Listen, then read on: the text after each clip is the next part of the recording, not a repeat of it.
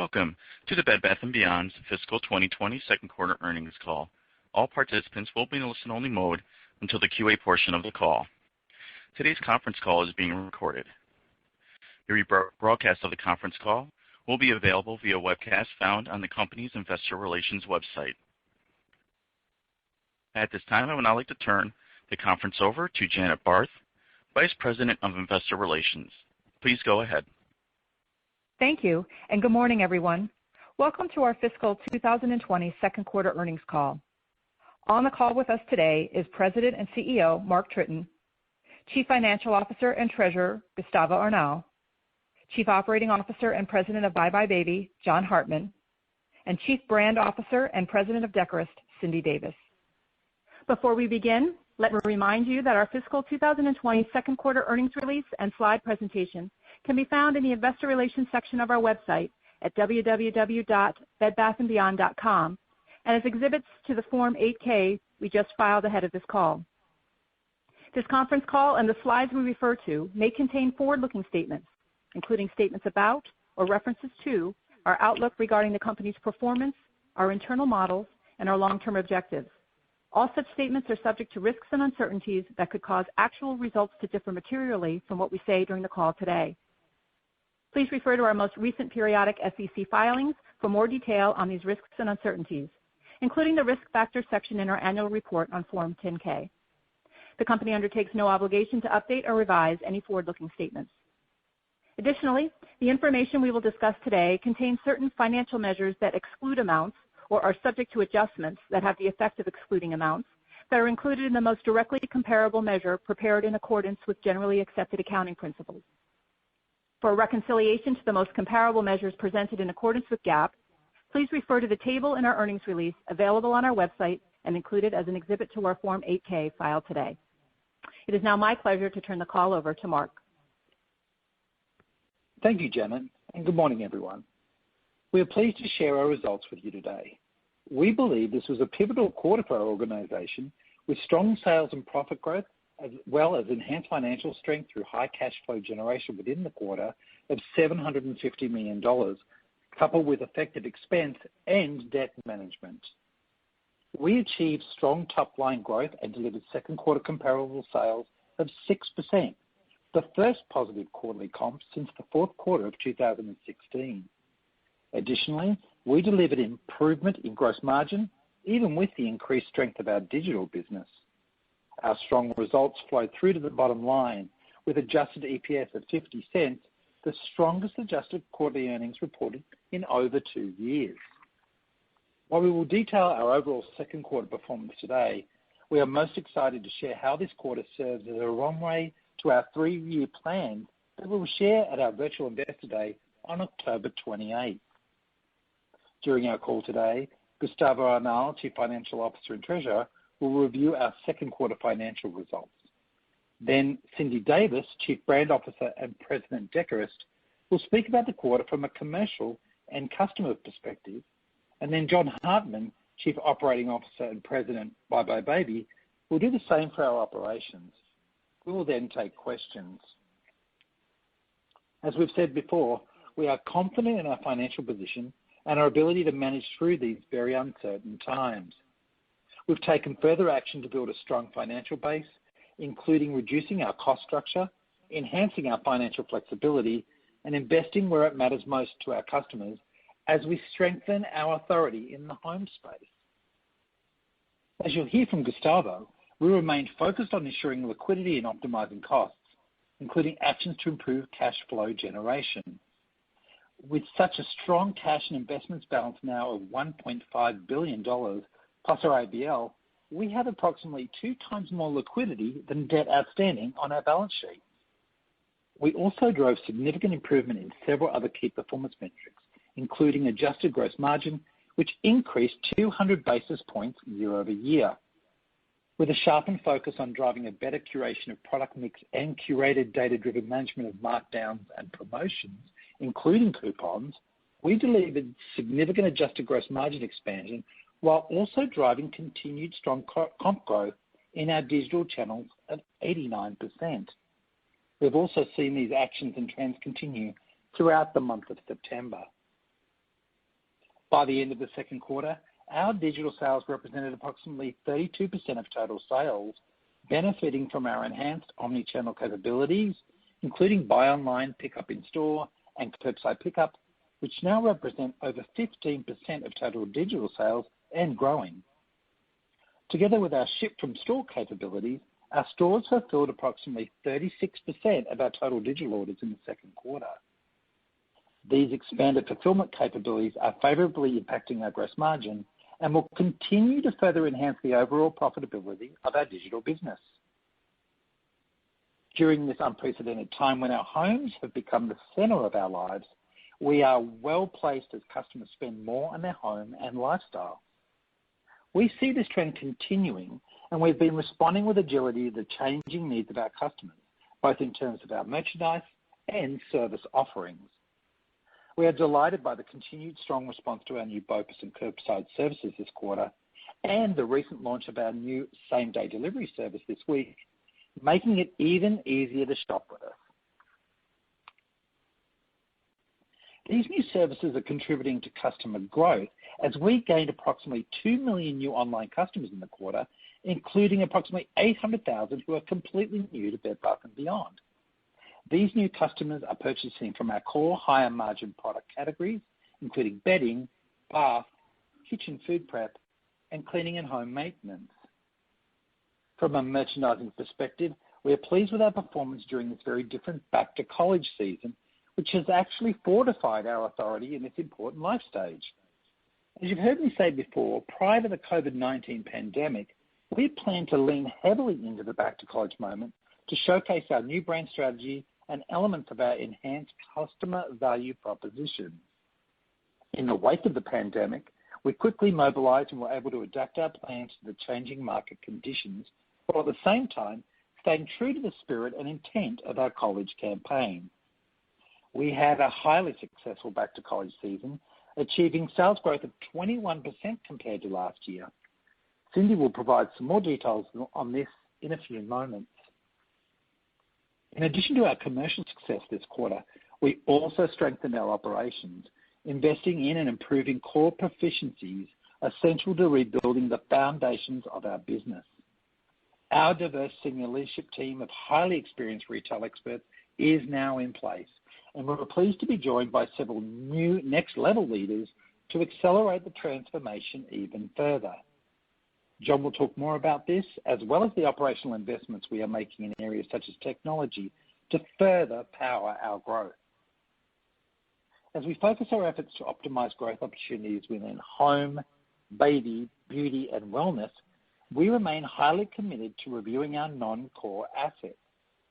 We completed the sale of personalizationmall.com in early August with net proceeds of approximately $245 million, and we continue to believe there is significant value that can be unlocked through further asset sales, which we're continuing to review. In framing our second quarter results against the backdrop of an abnormal first quarter, we have built a strong financial base and developed a blueprint for delivering long-term success. Our transformation journey has begun, and the early seeds of our growth strategy are unlocking improved financial performance. I will now turn the call over to Gustavo to review our second quarter results in detail. Gustavo? Thank you, Mark, and good morning, everyone. Our second quarter performance shows solid comparable sales growth, as well as strong gross margin expansion and EBITDA increase. At the same time, we unlocked significant cash flow generation, and with this, we strengthen our balance sheet and our financial flexibility with even greater liquidity and a meaningful reduction in gross debt. During this quarter, we generated more than $750 million in cash, including over $500 million from operational earnings and working capital improvements, net of capital investment, and coupled with approximately $245 million in proceeds from the sale of PMall. We capitalized on this strong cash flow generation by purchasing approximately $300 million in principal value of our bonds at a significant discount, and also by paying down a bank loan of $236 million. With these actions, we reduced our gross debt by over $500 million, or 30%, from $1.7 billion at the end of the first quarter to $1.2 billion at the end of this quarter. Importantly, we had a pivotal point in our financial position by moving from a net debt position of over $500 million at the end of the first quarter to a net cash surplus position of $300 million at the end of the second quarter. We ended the quarter with $1.5 billion in cash and investments, well above our debt. Further, as shared during our first quarter earnings call, we secured an asset-backed lending facility in June. Together with our cash balance, our liquidity is strengthened to $2.2 billion, which is approximately 2 times higher than our bonds outstanding. Turning now to our sales results. Total comparable sales grew 6%, benefiting from a significant increase in digital comp sales, which were up 89%. For some context, sales from our digital channels represented about 1/3 of total sales this quarter. Our strong digital sales performance has been driven by further expansion of our BOPIS and curbside pickup services.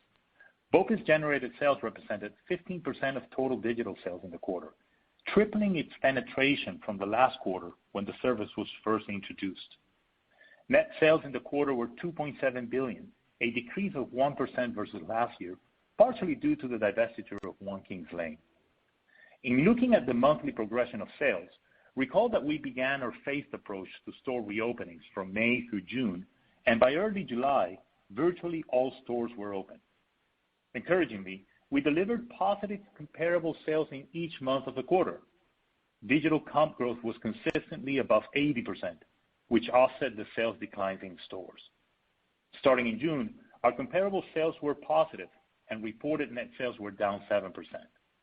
In July, comp sales were also positive, with reported net sales growth of 2%. In August, comp sales were again positive, with reported net sales growth of 1%, despite the impact from divestitures during the quarter. Importantly, monthly sales for September, and on a preliminary basis, also show positive comparable sales growth, with similar store and digital sales as in the second quarter and accelerated BOPIS trends. I'll now continue to review our second quarter financial results. On a GAAP basis, we reported net earnings per diluted share of $1.75 compared to a net loss per diluted share of $1.12 in the prior year period. Our GAAP reported net earnings include favorable impacts of approximately $230 million pre-tax, which are excluded from adjusted results. These includes gains from 2 special items, a $190 million gain on the sale of personalizationmall.com and a $77 million gain on the extinguishment of debt from the bond tender. These gains were partially offset by other special items with a net unfavorable impact of approximately $37 million, including non-cash charges mostly related to impairments of trade names and certain store-level assets, as well as restructuring and transformation initiative costs. On an adjusted basis, our net earnings per diluted share were 50 cents, an increase of 47% compared to adjusted earnings per diluted share of 34 cents last year. Consistent with our prior disclosures, the following references to our quarterly results will be on a non-GAAP basis to better represent year-on-year performance of the business. Moving to gross margin. Our gross margin increased 200 basis points to 35.9%. This was driven by approximately 150 basis points of favorable product mix, including lower coupon expense and optimization of promotion and markdowns, coupled with distribution and fulfillment cost leverage of 190 basis points. As expected, these benefits were partially offset by the impact of channel mix of 135 basis points from the larger proportion of total sales from digital channels. Our company's management team will remain focused on gross margin and ensuring we have a healthy gross margin progression over time. We said last quarter that gross margin was abnormally low due to the significant impact from store closures. Our second quarter gross margin shows a return to a more representative base and reflects the benefit of our efforts to unlock our potential growth by optimizing product margin with an increased proportion of digital sales. Moving to SGNA. SGNA as a percentage of net sales was 31.5%, a decline of approximately 10 basis points compared to the prior year period. This was behind a decrease in payroll, advertising, and payroll-related expenses, partially offset by an increase in professional fees to support the company's transformation. Considering the unprecedented impact from COVID-19, we have taken decisive steps to reduce cost, further simplify our operations, and support our teams to emerge from this pandemic in an even stronger position. In August, we implemented our organizational realignment, which included a workforce reduction of approximately 2,800 roles as part of our previously announced restructuring plan. This action is estimated to generate future annual pre-tax savings of approximately $150 million, which is at the upper end of our initially stated range of $100 to $150 million in annual Sgna savings. And as you'll hear from John in a few minutes, the next phase of our restructuring plan includes a store optimization project, which is already underway. Our solid top-line performance, coupled with EBITDA margin expansion, drove significant EBITDA growth of 36%. This pivotal improvement shows that our efforts to transform the business and build a modern, durable business model have already begun. Turning now to some balance sheet and cash flow statement items. We continue to carefully manage working capital this quarter, with ending inventories of $2 billion. On a sequential basis, inventories were lower by approximately $200 million, or more than 8% compared to the end of the first quarter. Our capital expenditures in the quarter were $37 million, with 60% of the expense related to technology projects to improve our omni-channel capabilities. These include inventory and warehouse management capabilities such as advanced allocation logic and replenishment strategies to improve customer experience. We do expect to ramp up our CapEx spending from these current levels in subsequent years in support of our digital-first, omni-always transformation. We will share perspective on our future capital allocation plan at our Investor Day later this month.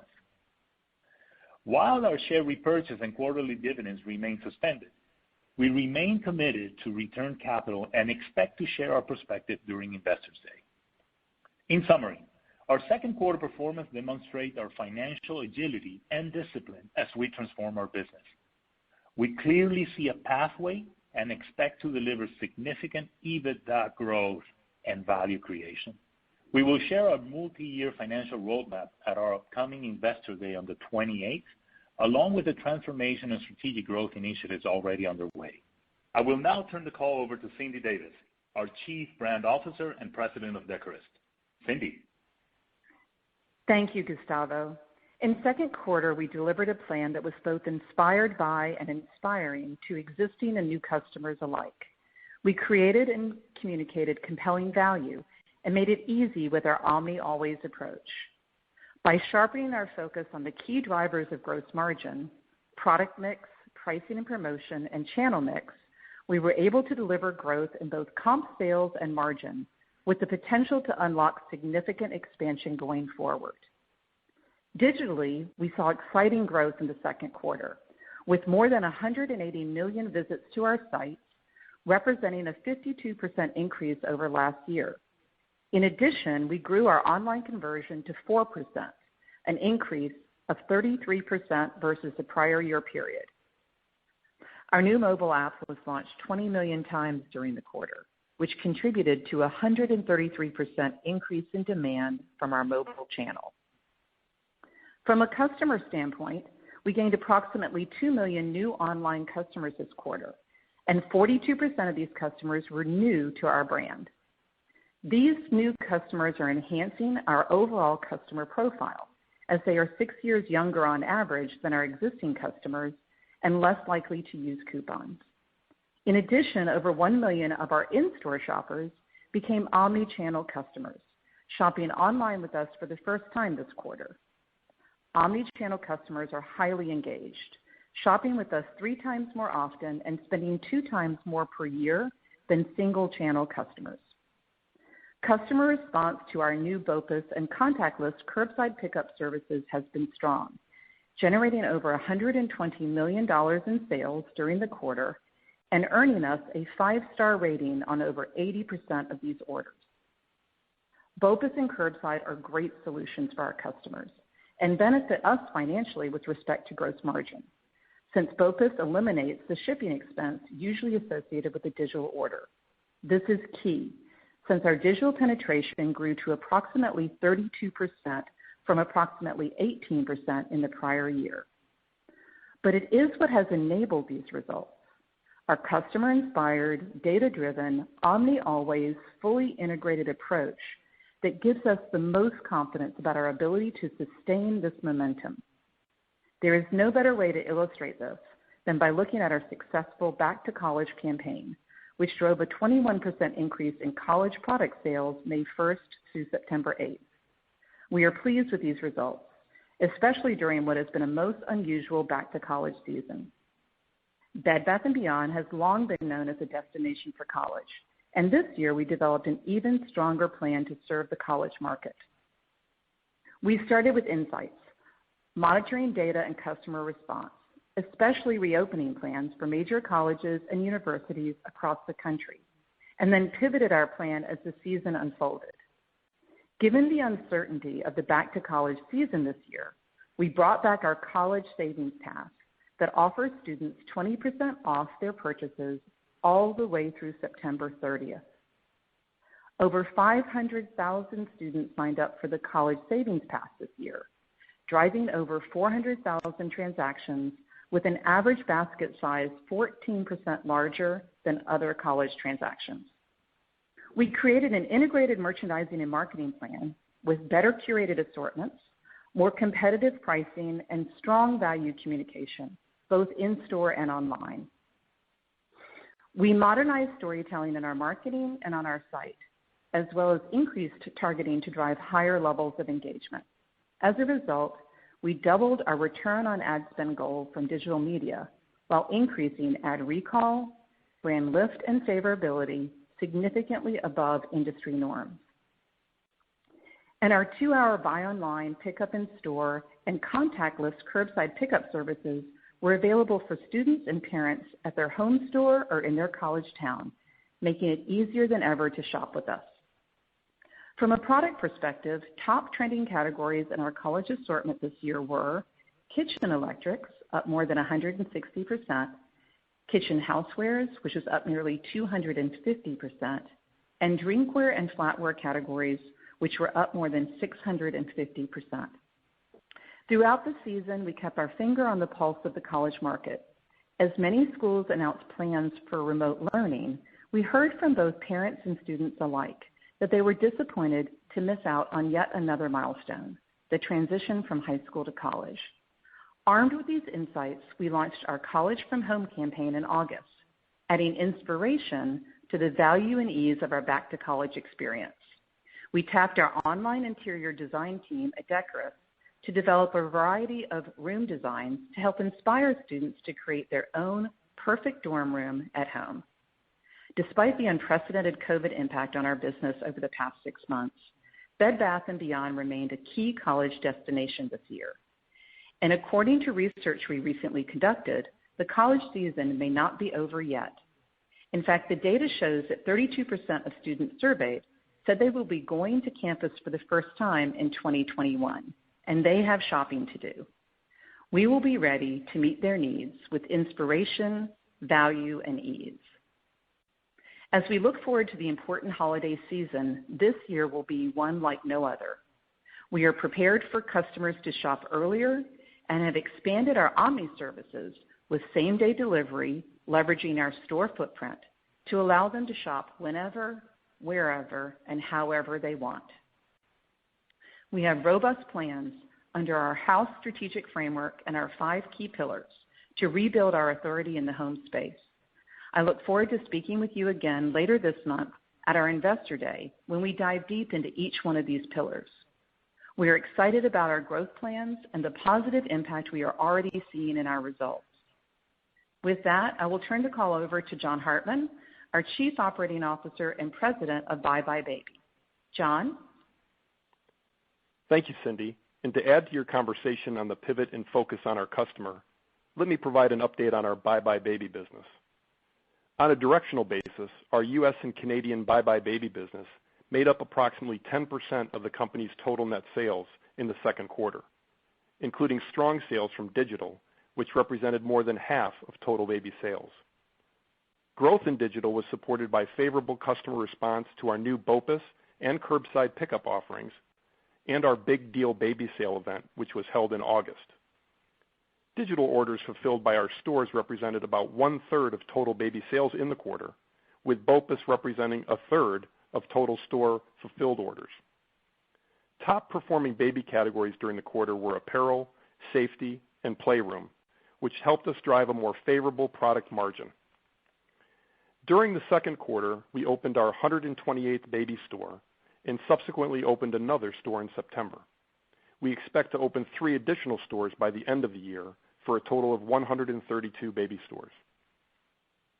As the leading baby specialty retailer in North America, we are committed to expanding our buybuy BABY store network to support our digital presence and omni-channel strategy, and look forward to sharing our vision and growth strategies for baby at our upcoming Investor Day.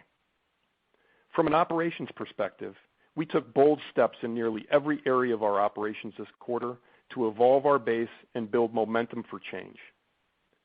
I will highlight a few of these areas today.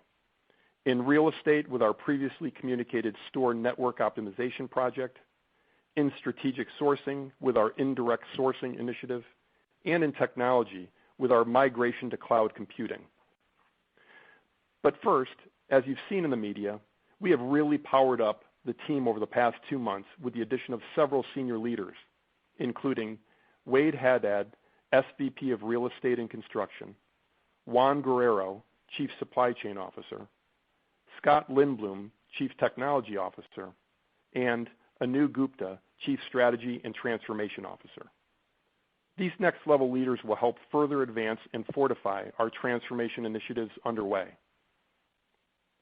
In real estate, we have begun executing on our store network optimization plan to develop the right network of stores to serve our customers as we rebuild our authority and establish a truly omni-always shopping experience. We recently confirmed that the first 1/3 of the 200 Bed Bath & Beyond store closures that we previously announced will occur by the end of calendar 2020. As part of this process, there will be store closing sales in the weeks leading up to the close to work down in-store inventory. In addition, a comprehensive sales and marketing program has been established to drive sales to our other stores and digital channels. As we said previously, we expect to be able to transition at least 15 to 20% of sales from these planned store closures to our digital channels or other store locations. Our store network optimization project is not simply to close stores, but to reshape and truly optimize our store footprint. Our physical stores are a strategic asset for us as we transform as a digital-first company. Market data shows that our current store base addresses 80% of the domestic market. This is especially important as we further leverage our stores with new omni-fulfillment capabilities in BOPUS, curbside, and now same-day delivery. Following this work, we will lean into a store remodel program next year that has been developed to have a clear and positive ROI and deliver a truly omni-always and inspirational shopping experience. I look forward to sharing more on these growth plans at our Investor Day. This is an important step in our multi-year program to build a modern, durable business model and to invest where it matters most to our digital-first customers. Another area we are focusing resources is strategic sourcing. Our newly formed procurement organization will drive anticipated savings by designing and implementing centralized spend control and vendor management processes across all areas of indirect spend. This recently launched initiative will deliver substantial savings in fiscal 2021 and beyond. These savings exclude the impact of any potential future sale of non-core assets or any changes to our real estate lease agreements. From an operations perspective, at the core of our transformation is technology. We have initiated an end-to-end modernization of our technology infrastructure to deliver a more agile, responsive, and customer-inspired shopping experience. Today, our digital platform is supporting substantial digital growth and strong customer adoption of new services like BOPUS and curbside. Recently, we announced a new multi-year collaboration with Google and supported by Deloitte to accelerate our omni-always transformation.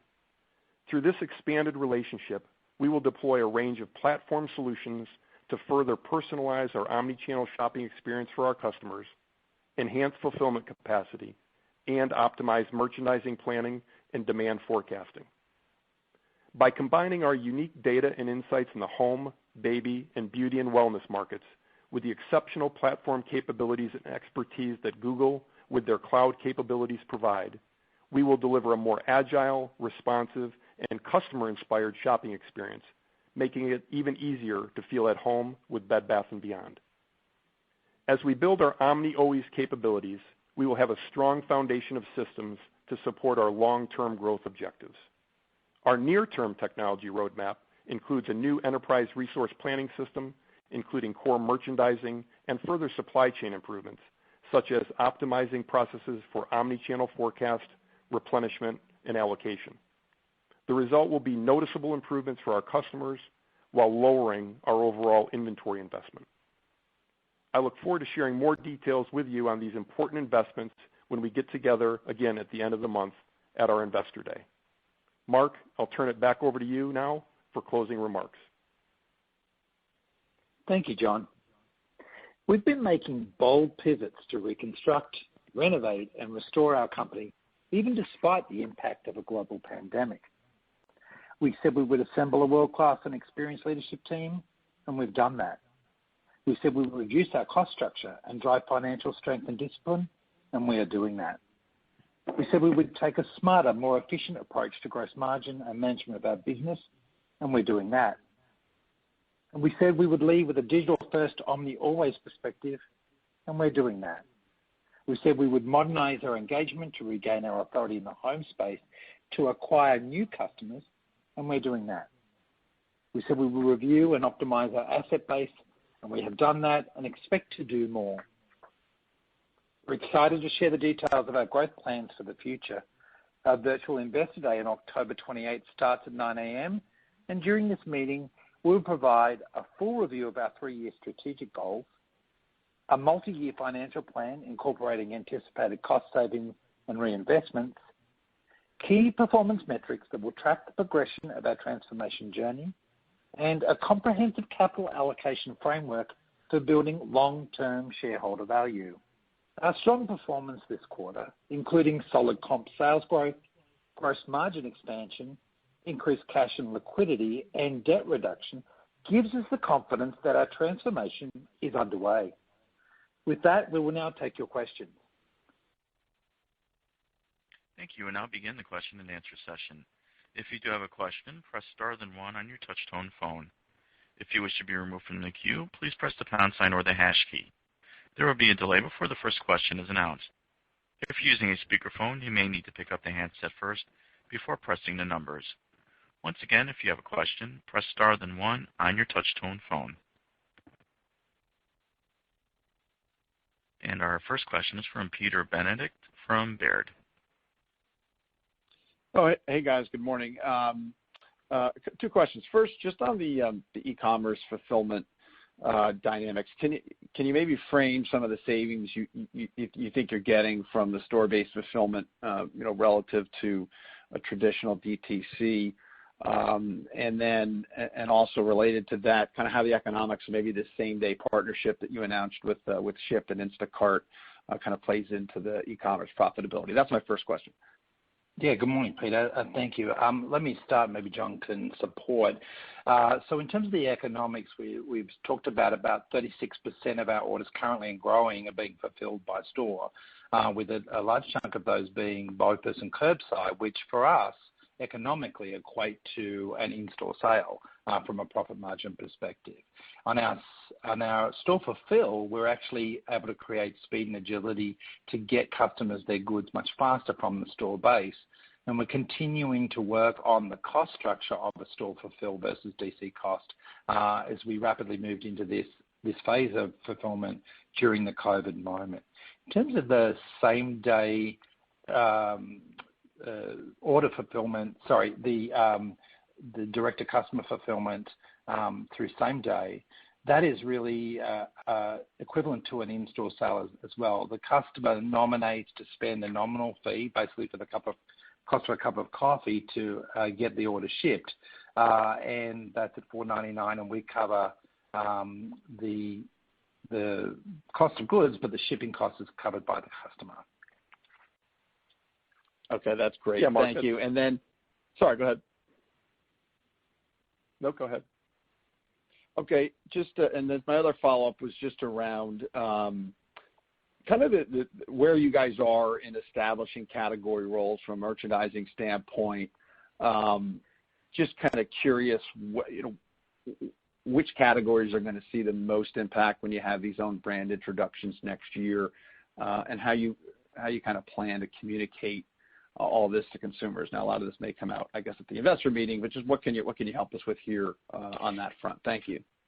Yeah, Peter, definitely looking forward to sharing deeper details of our own brand and category trajectory for 2021 and beyond. But what I will tell you is we've done a deep amount of research in understanding the strength of our categories currently and the opportunities that lie ahead. And it's no surprise that they really fall into the bed, bath, kitchen, and storage and all areas. And they're areas that we've been doubling down in Q2 and will for third and fourth quarter, but we'll really expand those and double down our own brand opportunities as we kind of launch throughout 2021. So more to follow on that, but we have clear category definition of goals. We're tracking discovery, ease and convenience, and trips and traffic in each of the categories and have a very distinct plan. Okay, great. Well, thanks so much, and I look forward to the meeting in a few weeks. Thanks. Thanks, Peter. Our next question is from Steven Forbes from Guggenheim Securities. Good morning. Maybe somewhat of a follow-up as we look at the building blocks of the gross margin walk in the presentation. The 190 basis points of distribution and fulfillment leverage, can you sort of help us better understand the drivers of that? Is that what you refer to as sort of that the change in or shift in the mix of fulfillment methods relative to last year? And I don't know if you have the ability or want to quantify the differences in fulfillment costs across those different methods, but it would help us sort of better understand the BOPIS curbside opportunity as it continues to build here. Hi, Steve. Gustavo here. So clearly, we're really focused on driving each of the components of our gross margin, fulfillment cost being one of those. And to your specific question of 190 basis points, that includes benefit of scale and deleveraging some of our costs, distribution costs, labor costs. And we expect to continue improving on that to offset the channel mix impact, which we're planning for, by continue driving BOPIS. You heard Cindy in her remarks talking about how BOPIS is one of the key elements we will be focusing on. So we're very pleased by the progress we made in gross margin year on year, not only by leveraging fulfillment costs, but also by improving product mix. And with that, we more than offset the anticipated digital channel mix. Does that help? Yeah, no, I think I don't know if you can sort of we talk about the differences in regions or if there's any sort of range of penetration mix, right? So 15%, if we look at across hardlines retail or obviously a broader retail subset. I mean, do you have certain regions that are running at higher penetrations, or where do you sort of expect BOPIS curbside to go over that 2 to 3 year time horizon? What we're focused on is ensuring that we have a very responsive supply chain, which is part of the reason we're talking about supply chain reinvention. So we will satisfy what our customers want, and we will get to the digital channel mix that our customers demand and the BOPIS mix that our customer demands. In Investors Day, we can show more perspective on how we see that playing out and how we plan to address the optimizing the fulfillment cost of the different route to markets, whether it is from store, direct from vendors, direct to consumer, same-day delivery, et cetera. Okay? Yeah, Steve, I would just say also, too, this has become a new customer norm. We've just begun the journey with BOPIS. We're seeing that 15% penetration increase on a regular basis, and we expect to see that being a real strength during the third and fourth quarter. We're building this into our plan as a sustainable part of our mix, so look forward to sharing more at the Investor Day. If I can, just a quick follow-up, Mark, for you. We look at this second quarter performance in the margin profile and then think about, right, that profit improvement plan. Obviously a really strong quarter, right, relative to what you sort of are, guiding people to for that 2 to 3 year time horizon on a margin profile. Is there anything to call out here that's somewhat transitory in nature, or as we think about the third quarter here, should we just expect sort of a build in the profitability of the underlying business?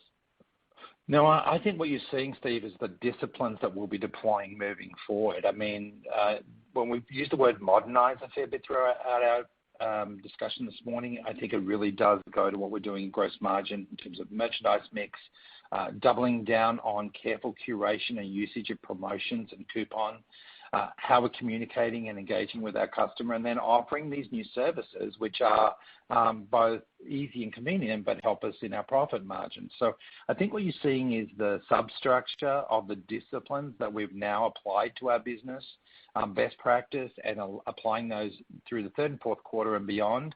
And you're going to see further evidence of that as we go into the Investor Day, where we layer up even more opportunities for gross margin growth through sourcing and own brand, et cetera. So we look forward to continuing that discussion with you. And our next question is from Brad Thomas from KeyBanc Capital Markets. Hi, thanks so much for taking my question. I was wondering if you could talk a little bit about the competitive environment in which you are participating in and how you're thinking that may evolve here. We've been moving to October and the holidays, particularly as you're seeing retailers pull forward holiday promotions and Prime Day, falling in October now. Thank you. Yeah, I think we're really pleased, Brad, to be in an environment where it is truly competitive. Our stores are open. We're firing on digital, and we're able to compete actively versus how we could in the first quarter. I think it's a competitive environment, and what we're really pleased with is how the customers really lent in, both current and new, to their relationship with Bed Bath & Beyond. I think relationships and engagement are going to be very important. There's no doubt that this will be a third and fourth quarter unlike no other. I think customers, we're seeing from our data points, will begin to shop earlier for value and for the holidays, and we're adjusting accordingly like many retailers. So we think it's going to be competitive. It's going to be different. We are agile and flexible, and we've built our plans accordingly and are ready to roll. So we're really looking forward to getting into it. As we said, with the first signs we've seen through the month of September have been encouraging, but the rubber really hits the road from Thanksgiving onwards when we see that change in shopping pattern and behavior. Very helpful, Mark. And a follow-up on some of the monthly cadence that you disclosed, which I think was very helpful. Thank you so much. Wondering if you could share a little more color on what you were seeing from a traffic perspective. Yeah, from a traffic perspective, obviously our overall sales result, great omni-channel traffic, and I think that's a key to the door. For us, a digital sale it can be represented by someone buying digitally and picking up in store. So the power of our omni-channel sales is really driving our results. Overall traffic was good. I think we're still seeing some tentativeness, specifically in certain regions, about a return to shopping, and we think that will grow, and we're seeing data that suggests customers getting more comfortable with shopping in store. We're not back to normal circumstances at all, but I think this is where the power of accelerating digital and balancing out to become truly omni always has really leaned into our favor. So we're meeting the customer where they are, when they're ready, and what they need. So I think that we're seeing traffic differentials, but we see ongoing trends changing, and we're going to be watching those. And our next question is from Michael Lasser from UBS. Good morning. Thanks a lot for taking my question. Presumably August was the best comp month within the quarter. Your commentary suggested that September was equal to the full, the comp trend in September was equal to the full second quarter, suggesting that September has slowed versus where August trended. Why do you think that's the case?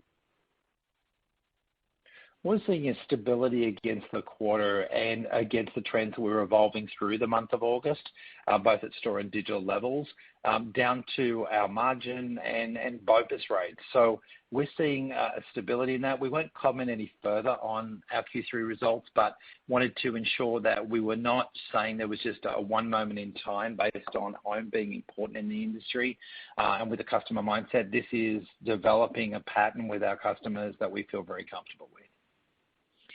So Mark, just want to clarify, because there probably will be a lot of discussion about this. When you say stability versus in September, do you mean stability in September versus August, or stability in September versus the entire second quarter? Hey, Michael, Gustavo here. What we mean stability is consistency in the growth rates. So we're seeing growth rates in September that are similar to the growth rates we've seen in the second quarter, both on a digital growth basis and comp basis. And to your question about trends within the second quarter, because as Mark said, we don't want to get into too much specifics into the third quarter other than saying the results we're seeing so far are, again, consistent in terms of growth, is we saw consistent growth in digital in each and every one of the 3 months in the second quarter. June, July, August, we saw digital growth north of 80%, as I said in my prepared remarks, and we're very encouraged by that. Okay. And then two more on the gross margin. To what extent do you think that you're able to lower your coupon expense because the overall environment will be was just less promotional? So how much did that factor in? And as part of the gross margin, how much should we incorporate the fact that shipping and freight costs are going to be going up considerably into the fourth quarter and probably in the next year as we calibrate our models moving forward? Thank you so much. Yeah, Michael, I mean, again, there's going to be pressure on, I think, timeframes in terms of shipping and moving forward. I think we've calibrated that into our go-forward plans. We feel good about that. In terms of the gross margin costs, we feel really solid that, in terms of coupon, yes, the market was less promotional in total, and we accounted for that. But for us, we're embarking on a journey on how we use our resources more effectively and strategically. So coupon for us is a strength, and it's an opportunity used correctly. So in the careful curation of it, testing and iterating as we did through Q2, we see real upside benefits to how we use the coupon. And so it was more about our strategic intent than it was the market dynamic, but both of them worked in our favor. And our next question is from Simeon Gutman from Morgan Stanley. Thanks. Good morning, everyone. I have first a short term and then a medium term. My short term is Sgna dollar growth in Q3, how to think about it if you're able to share, given that I guess store expenses will be more fully ramped up by that quarter. Hi, Simeon, Gustavo here. Look, we're not going to provide a specific guidance in our P&L components beyond our actual results Q3. What I can say is we're fully committed to continue driving Sgna down. As we saw in the first quarter, you also saw some deleverage in the second quarter. And keep in mind that some of the restructuring interventions that we've announced recently are going to start ramping up into the third and the fourth quarter. So we're committed to continue optimizing our cost structure, and we'll see more of that to come. And then the more efficient promotions and markdown management, I assume that's also helping the ticket on the top line. Is that a meaningful lift, or is it more impactful to the gross margin line? That's more impactful to the gross margin line. We're becoming much more disciplined on how we look at our data, how we optimize promotions, as Mark said, how we manage coupons.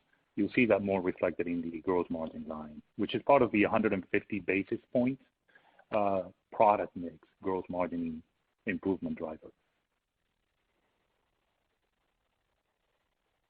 And our next question is from Kate McShane from Goldman Sachs.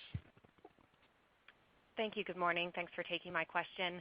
I wondered if I could go back to the comp question earlier, you did mention that you'll be closing the 200 stores by the end of the year. Is there a way to quantify the store comp of those 200 stores and how big the gap is between their performance and the rest of the fleet? Okay, that really pertains to how we'll be performing in the third and fourth quarter. So we won't be sharing that data today, other than we're fairly comfortable that the 63 stores that we're closing have been built into our plans. We'll have accelerated sales based on closure sales, which will be advantageous there, and we can absorb that inside the side of our fleet, and we've got comfortable plans there. Okay, thank you. And then my second question is just on inventories. I wondered if you could update us on the quality of inventory in the store, how you feel about in-stocks going into the back half of the year.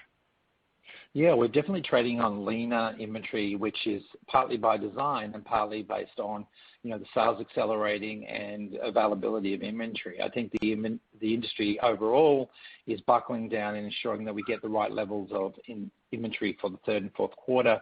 We have our plans in place and working closely with our vendor base. We feel that the quality of the inventory is very, very strong. We continue to chase and replenish as much as possible for our key items. We're hyper-focused on our top-performing items going to third and fourth quarter. As we know, last year that was one of our Achilles heels, and we think that we have a better promotional cadence which will help us get through with better quality and size of inventory. So we're operating leaner and better with the right inventories. It bodes well for the future. Our next question is from Bobby Griffin from Raymond James. Good morning, everybody. I appreciate you taking my questions. I guess, Mark, first, in the slide deck, it called out, the potential for additional asset sales on some non-core assets. If those sales went through on the other non-core assets remaining, would that potentially unlock further savings than you've already kind of detailed in that initial restructuring plan? The asset sales we've factored into our forward plans in terms of if there was any action there, which we're not declaring here today, Bobby. But we think that we've factored in the Sgna going forward. There'll be a bit of a non-issue really, because we've already taken action within inside each of the assets to date, and that was part of our restructuring plan, so they've been banked. So anything that comes forward in terms of asset sales will just be a net benefit in terms of cash flow. Okay, that's helpful. And then just go ahead. I'm sorry. No, over to you. And my last one was just a modeling question on kind of the spread between comps and net sales. It looked like kind of roughly 7 points this quarter. I would assume, is it safe to assume that's going to widen a little bit as we go through these store closures? And to help us tune up our model, should we think of that 7 points plus some store closures for the next 3 or 4 quarters to keep us in line with how things are trending? Hey, Bobby, Gustavo here. Let me address that. I understand completely the context of your question, and it's a very important one. We're paying more and more attention to comp growth as we continue reshaping the portfolio of the company, both in terms of concepts and stores. So let me address it in 2 parts. First, in the second quarter, the big difference between store comp and reported sales. Think of it during the month of June, right? First, in the total quarter, we had reported sales on stores down 18% and comp store performance down 12%. So you're seeing that 6-point delta into the stores. And part of it is driven because in the month of June, remember, in the month of June, we were starting opening gradually our stores. So that big delta is primarily driven by the month of June, where in June, store sales were down close to 25%, while store comp, store only, was down mid-single digits. So looking forward, we are looking, as part of the program that John is leading and optimizing the 200 stores, 63 coming this fiscal year, we will be closing the stores that are less productive. Now, it's very hard to predict what's the impact on comp growth going forward, but rest assured that we will provide that perspective as we report our results each quarter. I hope that helps. And our next question is from Christopher Horvers from J.P. Morgan. Thanks. Good morning. So first, a question about how you're prioritizing the store closings. I know you're basing the stores on sort of historical performance, but prior to this year, you really didn't have a true omni-channel platform. So how you're prioritizing these first 63? Are they sort of the most EBITDA negative stores, or this where more of the most adjacency and closest to another Bath & Beyond stores? Just trying to understand, those 63, and then on the 200, do you think as you build out omni, you might revisit the overall closing target? Yeah, Christopher, this is John. Thank you for your question. Look, we've undertaken a very deep analysis around our network, and we focused in on several key areas. The first is unprofitable stores. The second is stores that are too close to one another. And the third is where we have lease arrangements that are burdensome to the profitability of the store. So we've undertaken a deep analysis to identify the stores that should be closed. And from there, this first roughly third that we've announced will be closing by the end of the year. Got it. And then two one-off questions.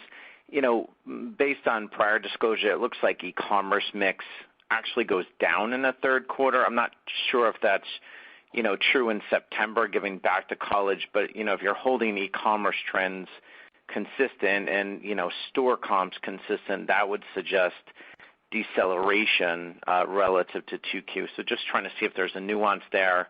And secondly, in the first quarter, you did have a benefit from an accounting change of about 300 bips in gross margin year over year. So was trying to see what that benefit was in this quarter as well. Thank you. Sure. Hi, Chris. Gustavo here. First, on your question on the trends throughout the quarter, as mentioned before, we have seen consistent digital sales growth of above 80% in each one of the months in the second quarter, and we've continued seeing that trend in the month of September. So we feel pretty good about that. And your question about the accounting change, it was an adjustment and refinement on how we record some of the fulfillment costs into gross margin, specifically into Make It Numeric. This has no impact on total EBITDA. On gross margin in the second quarter, the impact was 150 basis points. Okay, it's as anticipated. In the first quarter was 300 basis points, so it was less than half, given that our revenues doubled more or less quarter to quarter. Understood. Thanks very much. Our next question is from Kurt Nagel from Bank of America. Good morning. Thanks very much. So maybe I'll just stick to one question on capital allocation. So looking at the quarter, you guys had substantially improved EBITDA and arguably too much cash on the books with 300 net against debt. More cash on the come from free cash flow and asset sales potentially. So where do we stand in terms of reengaging the buyback? Are we still restricted? When could we expect you guys back in the market? Yeah. Hi, Kurt. Thanks for recognizing the strong fiscal position. It's definitely what we've been building towards. You can see us coming at the end of the month and having a real clear point of view on our full 3 plan in terms of capital expenditure and allocation that will provide real clarity on how we intend to use our liquidity and cash strength to generate strength for our business and modernize as well as return to shareholders. So we look forward to sharing more then. Okay. Maybe I'll just take one more quick one in to you, Mark, in terms of merchandising mix. So kind of looking back to the back half of last year, things were a bit messy to say the least. Out of stocks, not having the right inventory. How much of a difference do you think you guys can make, and with some of your new early merchandising plans in the back half in terms of comps and perhaps better margin? Yeah, I mean, as we kind of detailed through the quarterly results back then, there was some self-inflicted wounds, and I think this team has moved with agility and skill around a different strategic mindset. So I think as you saw in the back to college period, you saw us representing clear value on end caps and clarity and alignment between digital and stores. You saw us in stock of key items. You saw us have really meaningful promotions that were targeted to specific customers. And to the best of our ability post, coming out of the whole blip of COVID, really getting back to in stocks of the items that our customers wanted. We've built a robust plan for the third and fourth quarter to focus on our top items being in stock, to curate that promotional plan, and to be a meaningful storyteller to the customers about their needs. And I think it's going to be a very different third and fourth quarter.